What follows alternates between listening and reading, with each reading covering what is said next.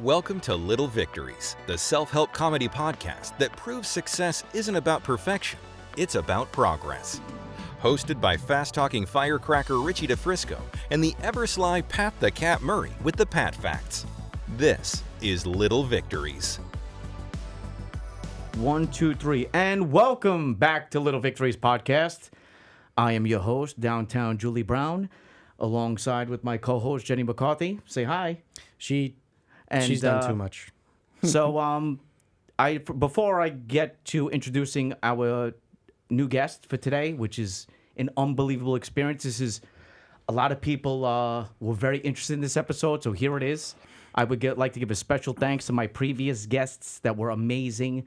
I have been very lucky to have amazing people, and I hope that this continues.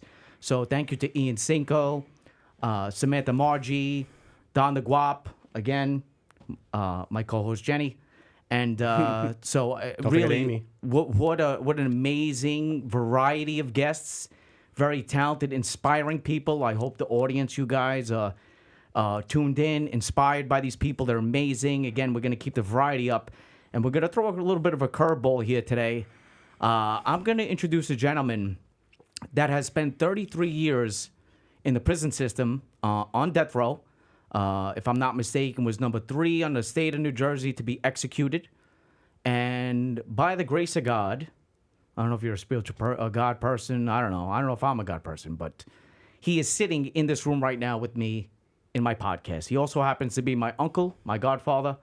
So without any further ado, I would like to welcome the one and only Bronx Italian, neighborhood celebrity, ladies and gentlemen, the one and only Anthony DiFrisco. Anthony.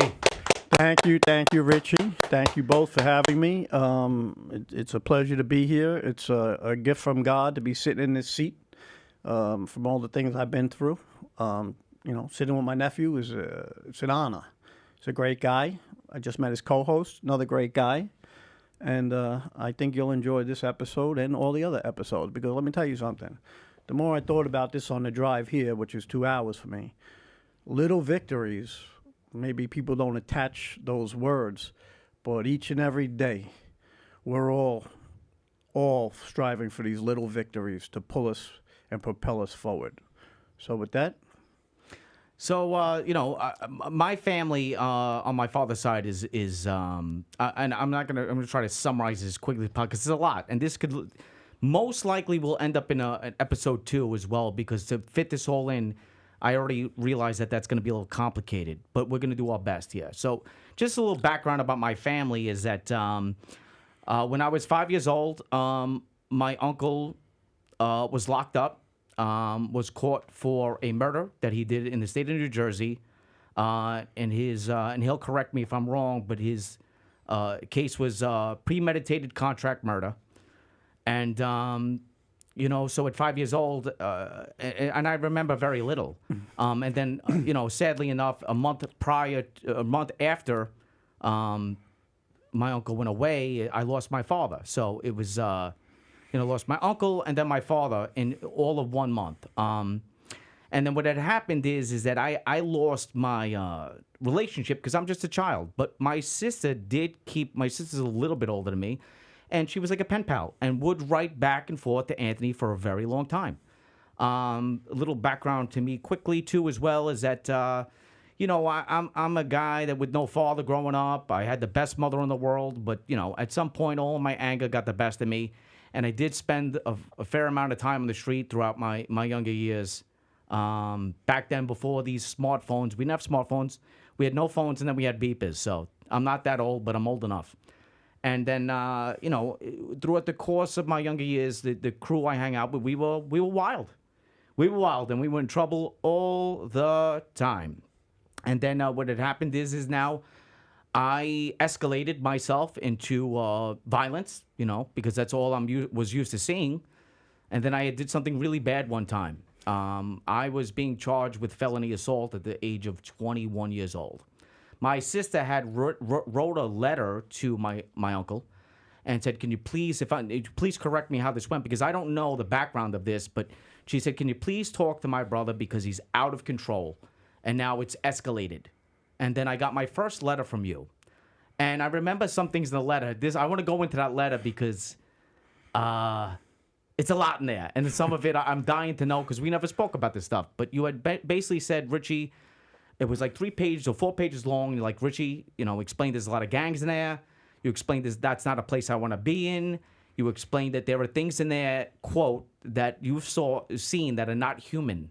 It's true. And, and since then, opened up our relationship with each other. And I've spent more than 2 decades coming to see you out in Jersey. Mm-hmm. And I'll be honest with you, this is a big help. I filmed a documentary that's not completed, but that you've been a tremendous inspiration on my life because I think that one of the main factors that essentially kept me out of trouble was going to see you. Because you always coach me about it's not worth it. It's not worth it. It's not worth it.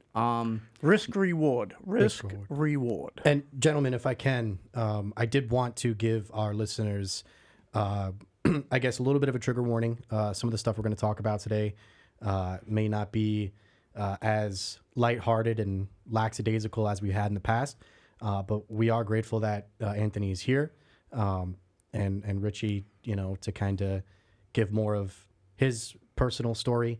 And Anthony, before you dive in, I just want to thank you about that Little Victory comparison that you made. I think that's true. I think that's been the best summarization of what we're trying to do here. Right? Absolutely. Talk about those little victories. So now that we talked about the back, that was great. This is why we have you. That was fucking great. So this guy's good. So, I mean, I love him. Thanks, Jenny. So. There's so much here. But one thing, the meat of this essentially has to be about the great victor. First of all, the fact that you're sitting here, because it's like my friends always explained to me. They said, your uncle's never going home. And I'm like, but why? He only killed one person. And they were like, your uncle is on serving death row, and those guys don't go home. How? There's so much here. Well, first, before I even get to that, I want to go further back now. It's like you were arrested before as a kid. You were no Mother Teresa. No. You were in trouble all the time. You used to like to steal cars, things like that. When you did that, there's so much. When you did that, right? Because you wouldn't come from a background that you were just this killer. No. So when you did that, the experience of that, what changes from that very moment, like in your mind, like you took someone's life away from them? Well, that's it was a pivotal point in my life. Look, I've done a lot of things no one knows about because I always did everything basically alone because I don't trust anyone. That comes from my background with my father, Richie's grandfather. There's a lot in this that we can unravel one day, maybe in another time. But I call it escalation of pathology. You steal a stick of gum. Maybe you steal 2 sticks of gum, and then you get older. Maybe you snatch a purse. Maybe you rob a car. Then you commit a burglary. Then you commit an armed robbery. And then you commit murder. This is usually how it goes. This is what they refer to escalation of pathology. Now, some people stop, and some people don't stop. The issue with me has always been that I've never been afraid. And I've heard a million people say that. And I've had people in the woods that cried like little girls because they weren't what they said they were. I've never been afraid to die. I've never been afraid to live. I've never been afraid to go and do whatever I wanted to do because my philosophy is you have one shot at this life. You walk this world one time. To me, the only gift you can truly give yourself is experience, and I'm an experience-driven person. I live for experiences, good, bad, and different. Now, I have done things, and I shot 2 people before this, but that was out of circumstance. This was something I got involved in, and I stepped outside my comfort zone, and I kind of loved this guy like my father. And because of the fracture with me and my father, I just felt like I had to do anything, and I gave this person the opportunity to use and manipulate me, something I've never done before. But I didn't see it at the time because I didn't realize my vulnerability to this man as a father figure. The story he told me was a lie, which was really pissed me off. And by the way, I have no co-defendants. It's just me. It was always just me. So anyway, when I went to New Jersey with my gun and my silencer, there was no ambiguity in me. This is something I believe I had to do to save this person, my father, although he wasn't my father. And looking back, it's all ludicrous. But anyway, the moment I pulled the trigger and this man was not standing in front of me any longer, something broke. Something inside me shifted. And I knew of all the things I've done, this would be the one I would never come back from, because you don't do that. You just don't take life. Unless your life is in peril or your loved ones, you just don't do these things. Now, I grew up around a lot of mobsters my whole life, my father, and a lot of things. That's a whole nother subject matter. But anyway, people today run and shoot guns, and they don't know if they kill or hit or anything. It's ridiculous. You're a coward. You're going to kill someone, which you should never do, at least look them in the face. So anyway, yeah, I broke something inside myself, which is why ultimately I ended up confessing to this crime. This crime was unsolvable. I'm very good at what I do. Unsolvable. They all admitted it. But I realized that I was sinking so low as a person that I could not pull because I climb a ladder and then I get bored and I drop to the bottom rung and I climb again. I've done this over and over and over. It's exhausting. But anyway, this one I knew was different. So, I was, from the moment and I know his name, I just don't use it out of respect for his family.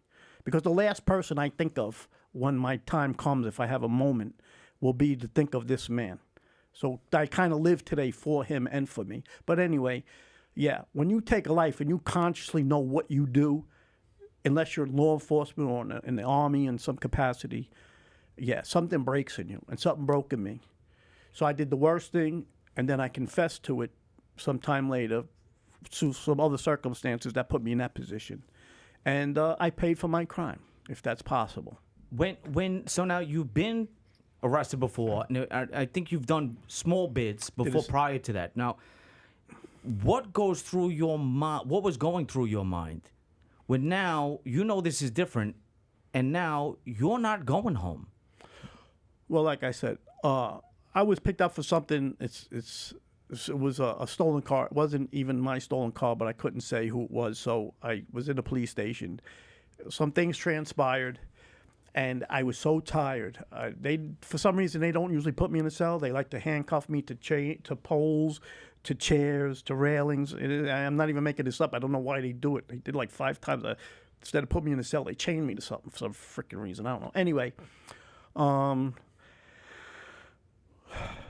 my train of thought went. So anyway, your mind set on okay, so now, when I was arrested for this other thing, and they left me chained to the pole while they, line up central booking and all of that, I just, in my mind, I was like, I can't take another step.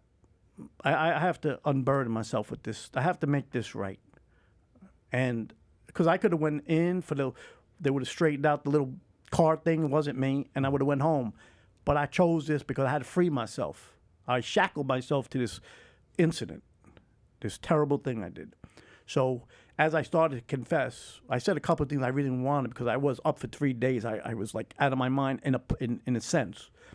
But as I started to confess, I could feel my soul fill back up. I could feel myself come back. So I knew I was on the right path. And I know you said taking the life was the worst thing you could have done. I would think that confessing was the best thing. Absolutely. Right. I didn't finish that. Thank you. Yes.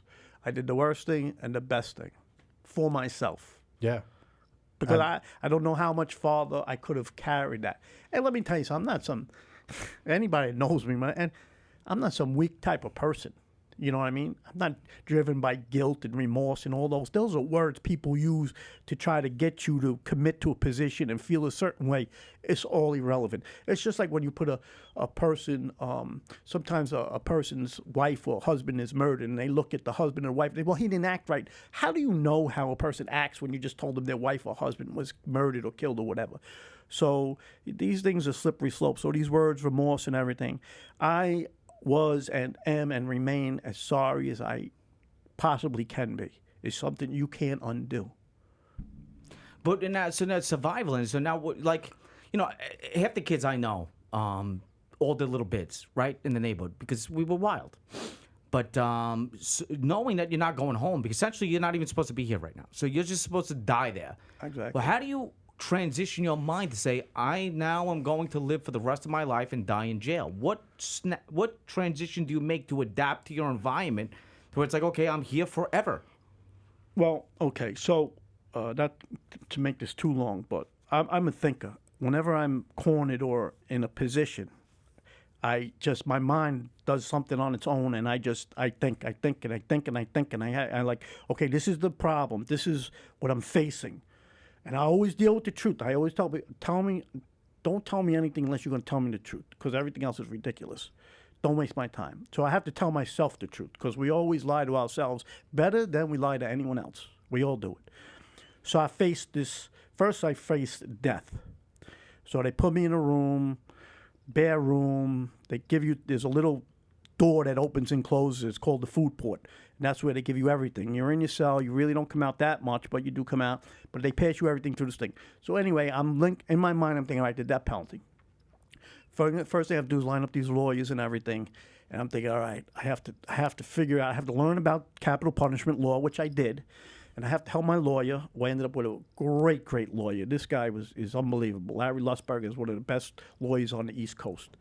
So I said, okay, the death penalty, I'm not going to die in this state. They're not going to beat me. They're not going to kill me. All right, so I said, all right, now the time. Now I'm in my cell. Before I got my TV, because you have a TV and all this stuff, but it takes time to get everything, a few weeks. My father sent whatever I needed.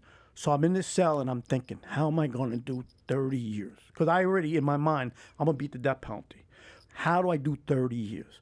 Can't do it on a calendar, like 1 hour, 1 day, 1 week, 1 month. You can't do that. You drive yourself crazy. I don't know how other people do that kind of time, but I'm in this cell, and I have to figure out how I'm going to do it. So here's the little victory, my first little victory. I said, God, I can't watch the clock on this, Anthony, because I did the 1.5 to 3 skid bit. It's nothing. This is mental.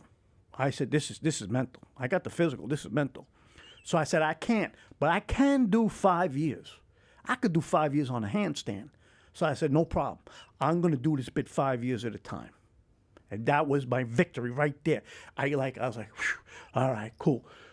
I got 1.5 years in with the county. I'm going to knock out this first 5. And every time the calendar turned 5 years, I got 5 more years. I got to do 5 years. That's it, 5 years. I could do 5 years. Before you know it, I'm on my 25th year, not carrying all the baggage that everybody else carries around prison.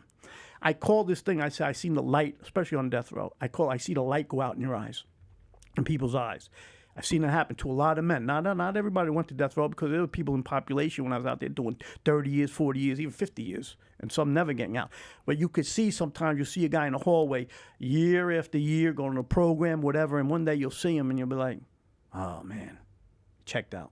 You can see it in their eyes. There's no life. It's draining. Being in prison is draining.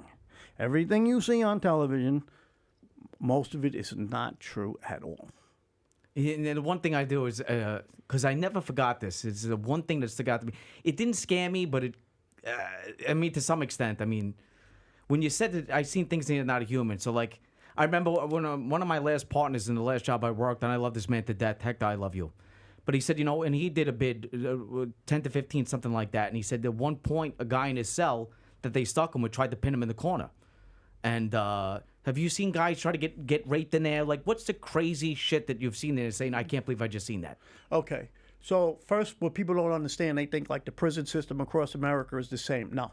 You have a West Coast prison system. You have an East Coast prison system. And then you have Middle America, North Carolina, South Carolina, Kentucky, Oregon, all those. They're all different systems.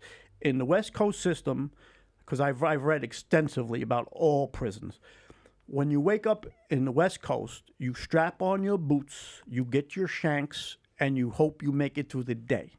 There's no neutrality in the West Coast prison system. You are either in this or in that. You're with them or you're with them, or you walk the yard and hope they just don't snatch you up to make you a maytag, which is a person that does laundry, or a bitch, which means they're having sex with you, they will turn you into something. Now, the East Coast is more mental because it's tedious, it's ridiculous, it's petty. And so it's not as physical as the West Coast system. Now, I was in Trenton State Prison, which back in the heyday before I got there was really like the blood prison. I don't mean blood, the gang. I mean a lot of blood ran in Trenton State Prison. If you read anything about this prison, you'll see for yourself. But anyway, so I was in the yard working out one day. I worked out with 5 Puerto Ricans. And some guy I know, I don't want to say his name, was on the wall. And he had a coat on, and it's summer out. He had the khaki coat on. And I'm like, somebody's getting it. So now when we work out, one guy looks one way, one guy looks the other way, one guy looks to the front, one guy looks to the back. You have 4 people around you when you're on the bench in case somebody makes a move on you. That's how we did it. So I seen this guy on the wall, good friend of mine, and then I seen the move. So the guy unracked about 315 on the bench. As soon as he got in the air, my man came right off the wall. I said, Chino, that's my friend. Here it goes. He was hitting him so hard in the chest with the shank that you could see it pull up the padding of the bench. He was going through him. He hit him about 10 times, peeled off his coat, and then walked through the population, the yard. It's about 150 people in there. And then they stripped us all, butt naked in the yard, 150 men stripped, walking into all our clothes, everything left in the yard. It was the strangest thing I've ever seen. Now, as far as sexual assault and stuff, they're not as prevalent in the East Coast as they are actually in Middle America. North Carolina and South Carolina, they still have a lot of sexual deviance going on in their prison system. West Coast, not to that degree. I had seen a guy get raped in the shower. We had one shower in a wing. It's called 4-wing. Actually, to be honest with you, George Washington kept his horses in there because Trenton State Prison was a fort. That's what it was. It was one of George Washington's depots. So the big stalls, 4-wing, is like 3-man cells, 4-man cells. And there's one shower, and everybody knows. If you walk past the shower, it's fog. It's all steam. You can't see. And if you go in there and you're not gay, you're going to get raped. Now people know that. Now, for me, on death row, we had a guy, he was a warlock, Mudman Simon. He was an older guy. And we had another guy, Ambrose Harris. He's dead now, big black guy.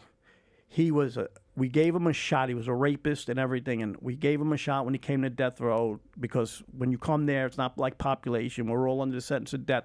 So you try not to alienate anyone, even someone with a terrible crime. You just suspend that, which in population, you don't do that. Anyway, Ambrose Harris ended up killing Mudman Simon in this little cage that we would use for recreation.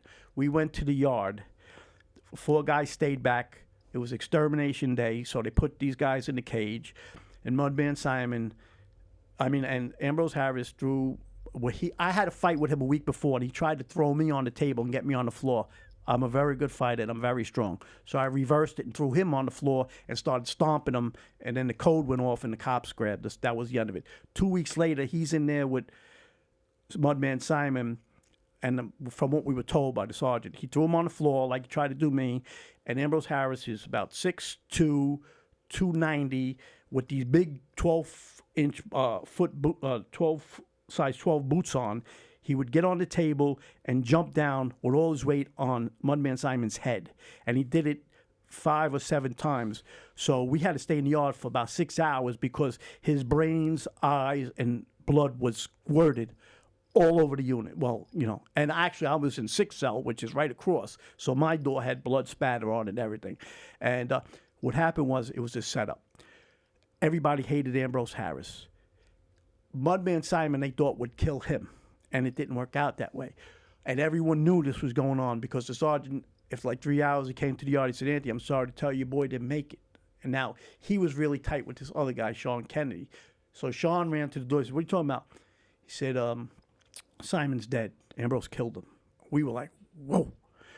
And again, we had to stay in the yard about another 3 hours before they cleaned up everything and did the investigation. At any point, you ever think, because you're going to go, because it's petty, right? So have to deal with, this guy wants to fucking kill me, this guy's got a problem with me, I got to watch my fucking back every day?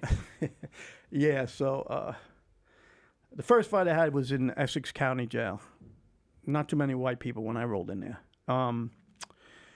So I met a few guys who became really good friends with me. I know them through my whole time. But anyway, so mostly all Spanish. So I had this big dude beat up someone that I know. And so I said, I'll take care of this. They looked at me like, no one really knew me. I'm from the Bronx, I'm New York, and now I'm in New Jersey for murder charge. So I went downstairs and I beat the hell out of this guy. And he was a big kid. So everybody said, oh, this guy is not your regular Caucasian guy. You know, like I go in the day room with my sunglasses on and watch TV. I don't care. I don't care. I just do me. I ain't afraid of you. What you could do to me, I could do to you. So anyway, so that kind of carried on. Then when I went to Trenton, I went to death row. You're isolated. You really don't have any problems. Then in 1990, I got off death row the first time, and I went into population for 3 years before I went back to death row. Meanwhile, I was in population. I had one beef with two guys from the boxing team. It was a long thing. They saw me getting chain jewelry and money and packages, and they like, where'd this guy just come from? Oh, he came from death row. So what? So these two black guys, they just had to be black, could be any race at any time. I'm just saying that's what they were. And they were both on the boxing team. And, you know, again, sadly, a lot of Caucasian in prison are not thorough. Let's just say it like that. So anyway, you know, I beat the hell out of one, Justice Allah, who I actually became good friends with. He was a 5%er. And then his boy, he was always afraid of me because he jumped me from the back. But I'm a very good fighter. And so that went that way. Other than that, and once that was done, they were like, you know what, that guy DiFrisco, leave him alone. You know, see, Can I ask, based on the mentality aspect that you spoke about, did that change for you when you went back and forth between the general population and death row? Like, did you have to flip that switch, so to speak? Like, were you consciously thinking about the actions I do here in order for, let's just say, longevity, just to stay alive? Is that going to come back to haunt me because of... Okay, so, you know, throughout my bid, like my brother, not Richie's father who passed away, my other brother, Fred, he would tell me things on the phone. And God bless all of them. People don't really know what's going on. Don't fight with anybody. Like, he came on a visit once. He saw me go, "Are you wearing a gold chain? They might want to take it." I'm like, "Fred, ain't nobody ain't taking anything from me." "Oh, don't be like that. You." So the perception was like, you got to be meek and try to get out. And I told my brother many, many times, "Fred, I'm in prison. If I got to kill somebody, I have to kill somebody. Otherwise, the ramifications from not doing what you have to in prison, in any prison, is never good." You understand? I said, so first and foremost, of course I want to be free, but I am where I am. Now, nobody bothers me. I don't disrespect people. I know how to carry myself. They know who I am anyway. They know, like, you know, so he's not just some guy you really want to mess with. But when I went from death row to population, what happens is they just overturned my death penalty. It happened to a few other guys too who went back and forth. I only went once. So now you're on death row and they want to execute you. The whole state wants to kill you, and then they open the door and say, "Put all your stuff in your cart, your clothes and stuff. Press the elevator button. Go to 3. See, the officer is going to give you a cell location." You're like, so you open the door and you step in the hallway, and I'm looking left and right. And I'm thinking, you know, yes, 5 minutes ago I was the most dangerous person on the planet that you must kill, and now you just told me, go press the elevator button, go to 3. They're going to give you a cell. I'm like, that doesn't make sense, because in theory, if I'm that dangerous, in any circumstance, why would you put me in population, right? You'd put me in isolation, but they didn't. Anyway, I always knew I was going back to death row because I would never confess. I mean, not confess. I would never tell. I would never tell other people involved in this. It was just me, my confession, me. So I knew I was going back because I knew what they wanted and I wouldn't give it to them. So I had fun. I worked out. I made friends. I partied. I ate good. I did what I had to do. And then 3 years later, I went back, which I knew I would. Like everybody, "You ain't going back, Andy, around almost 3 years. You're not going back." I'm like, "I'm going back." And I went back. So it wasn't shocked to me. But when I went back the second time, that's because I know my appeals. I know I'm limited in my case. So in my mind, I said, you know what? I very well might be executed here. So before this happens, I'm going to figure out Anthony DiFrisco. I am going to figure out what the hell makes me tick. Why are the pieces of my puzzle so confusing sometimes? Why can I help other people and I can't help myself? Why did all the things I go through lead me to here? And then I did a regression therapy on myself. That was a victory right there. Boy, I healed myself from getting high, and I just knew I felt. It took me 3 days. That's another episode to figure that out, how I did this and explain it. But I did regression. I read an article and I did regression therapy on myself. I took myself all the way back to my earliest memories, and then I worked myself forward. And I suggest every person should do this, because when I did that, I took on my blame, and then I appointed blame where it deserved. My father failed me here. My mother failed me here. My brother failed me here.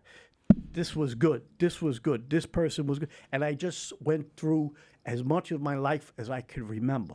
I cried. I laughed. When I was done, I slept for 2 days. They kept waking me up. You all right? You all right? I'm like, I'm exhausted. And from that day forward, I was reborn. That was the biggest victory I could ever win, because in prison, it allowed me to be free. I always told people, I'm in prison. I don't live in prison. They have my body. They could never take my mind.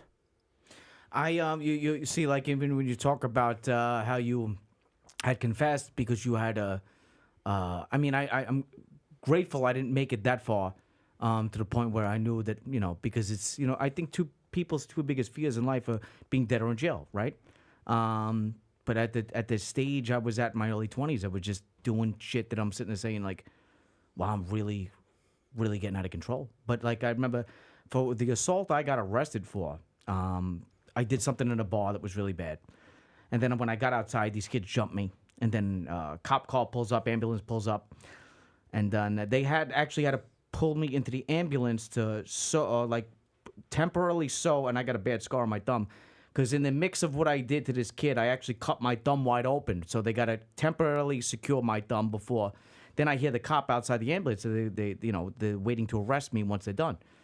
And then I got, as drunk as I was, I'm like, I don't want to get arrested. So I took my license when no one was looking, and I put it stuck it in my pants. I hid my license in the crack of my ass because I didn't want them to know who I was.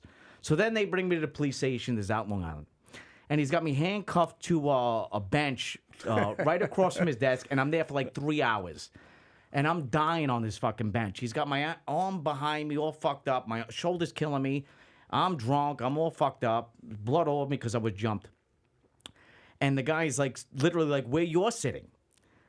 And then all of a sudden the phone rings because I told him I think my name was Thomas Johnson or something ridiculous. Okay, great name for me. Then I see a phone ring. His phone rings, and then all of a sudden he picks it up, and he goes, I'm sorry, who? He said, who are you looking for? Say that name again. And then all of a sudden he looks at me with a dead stare. He smiles, hangs up the phone. He said, oh, Thomas Johnson, huh? It was my friend Justin had called them looking for me, and he gave my name. And then they didn't recover the license until... they brought me to a holding cell before, the correction van brought me over to another holding cell. For 3 days they had me. And then I remember they stripped all my stuff. They took everything. My shoes and everything were outside the cell. And I was down to like underwear and a tank top, which I used like my T-shirt that I had. And I used it as a pillow to sleep on this wooden bench. As I amazingly fell asleep for a few hours, I hear screaming. And it was my license must have fell out of my ass, and then the chief that was running that facility had found it on the floor, and I just heard him yelling at all of the COs at the top, abusing them. You're supposed to search them. What the fuck is this license doing there? Abusing them. And I feel bad for anybody who picked up that license had to be in my ass for about 2 days. Pink eye, for sure. At least. Yeah. I don't, and then someone picked it up and like, they don't even know what that was. But yeah, I didn't want to give my identity. I had the idea that maybe through this miracle, because I'm so smart, that once I get to the police station, I can ask them to go to the bathroom. and then I can escape out a bathroom window. Even if my hands are behind my back, I'm very agile, and apparently that doesn't work that way when you're in custody, because the man was about 6'5" and standing right behind me. Very intimidating. When you have to piss and somebody 6'5" is behind you, just like breathing on your neck, and I'm not 6'5". It's not comfortable. For sure. So I'm terrible liar, so I don't lie. So let's get back to that letter. When did you get the letter There were from two. your uncle? There were Was two that- letters I tried to find, so it's funny because the first letter that you wrote to my father, you got locked up. You wrote a letter to my father and my mother. It was so fucking old that it was on that yellow. Like if you went to Staples, it's like not like the. I It's know like I had colored the, paper. The yellow paper. The yellow, yeah. fucking paper, and you hand wrote it in pencil. And that letter, I have that letter. I just don't know even where. I remember have that letter. I got to show it to you.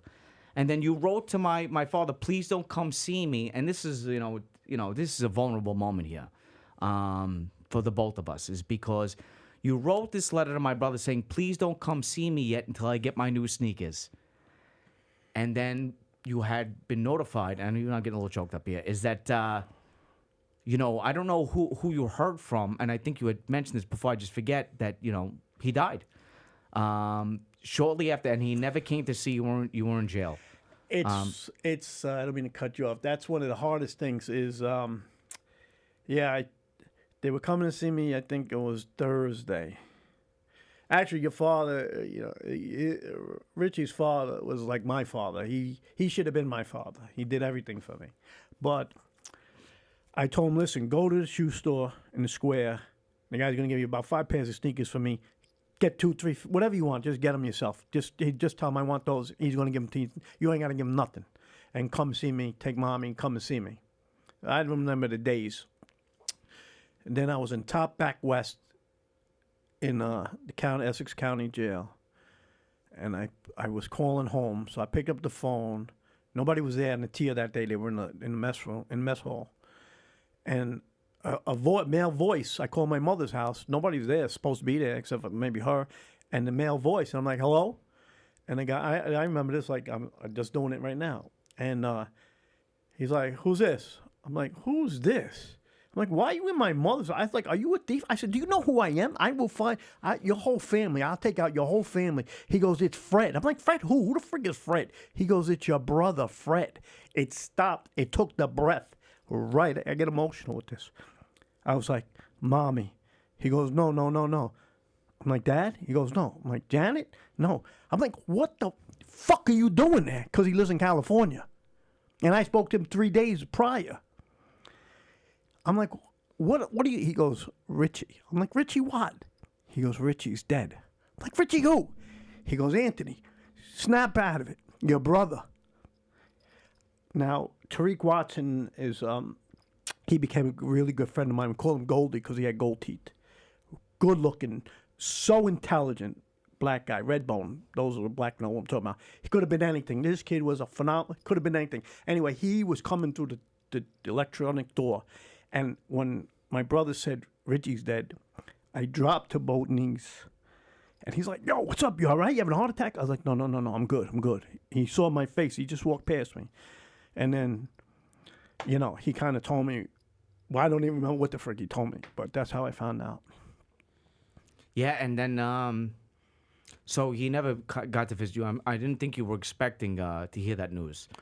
No, to this day, I don't do regrets, but there's a couple of things that really that you missed will haunt me for the rest of my life. But, and I've had my own struggles with, and it's funny, too, because our producer had mentioned it, and especially when we were trying to film a documentary, only because we try to stay creative and keep working on projects no matter what it is. We keep that ball rolling. And he noticed when he started filming me that he said, one of the main things about your life is you're constantly looking for this father figure. Throughout my entire life, I've had...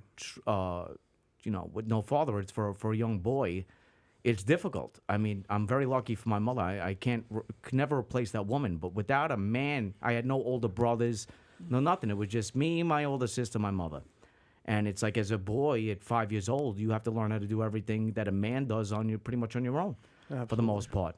But I made it this far. I think I'm a decent guy. I think so. You are a decent I guy. think so. I'm very proud of you. Listen, I need Pat to rate. Pat, rate me from 1 to 10. Rate you? Yeah, rate me. I want to be rated. Emphasize that T. There you go. You're a good guy, Richie. I think. I'll take that as a 10. And you know, we're in the feelings. We're in the right feelings. Now. We're This in is the a feelings. We're in the vulnerable moment feelings. at Little Victories podcast. There's a lot of self-reflection that I think we all do. And Anthony, in your experience, you had a lot more time and ways to do that. And I think for anybody listening, call it redemption, call it renewal, whatever you want. When you do that work, regardless of the situation you're in, you will always come out stronger. You will always come out with a sense of accomplishment, whether the people around you think so or not. I mean, you're in the driver's seat. I lost my father too, and I think just as men in general, whether you have that figure or not, you're always comparing yourself. And the epitome of Little Victories, I think, is picking up on those moments. This was good for me because I did this for me. And you just keep trying to move forward. You're a good kid. You're fucking good. So that's why I got him. We were looking for, I had to find my guy. You're my guy. Today it's weird because, like let's just look at the Bronx. People, when you grow up and you're living in the Bronx for all these years, you don't really see it. What's going on, the transformation. There's a lot of things you don't see. So I'm just using this one analogy. So now I come out, and I didn't come to the Bronx right away when I first got out. Now I come to the Bronx, and it's funny because I was on the phone as I was driving in over the George Washington Bridge, and it's the same, because I always drove. So when I drive down the Cross Bronx Expressway, when I come over the bridge and I see it, which I've seen many times before I ever went to prison, and I look at it now and it's the same. Actually, it's a little dirtier, a little darker, but it's meant, when I come to the Bronx, it's mental gymnastics. Because, I don't live here every day, so maybe if I did, it would be less. But when I come from Pennsylvania to the Bronx, it's like a time warp. It's like the Twilight Zone, if anybody's old enough to remember what that show was. It's like I walked through a door. Because where I am, I really don't have friends. I'm still learning where I am. I've been out there 4 years. I come back to the Bronx. I really wasn't here for 30, maybe 40 years in total. And I can drive around. I turned Google Maps off. I know where I am. This is my home. But yet it's not my home. And then the other thing is, every time I meet someone that I knew, I have to have a little victory in the sense that I have to reintroduce them to the Anthony that's standing in front of them, not the Anthony they remember. He's not here anymore. Now, when people say, I changed myself, you don't change yourself in life. That's bullshit. What you do is you modify yourself. You correct yourself. You realign yourself. You don't change who you are. Who you are is who you are. Unless, for a lot of people, they don't know who they are. You understand?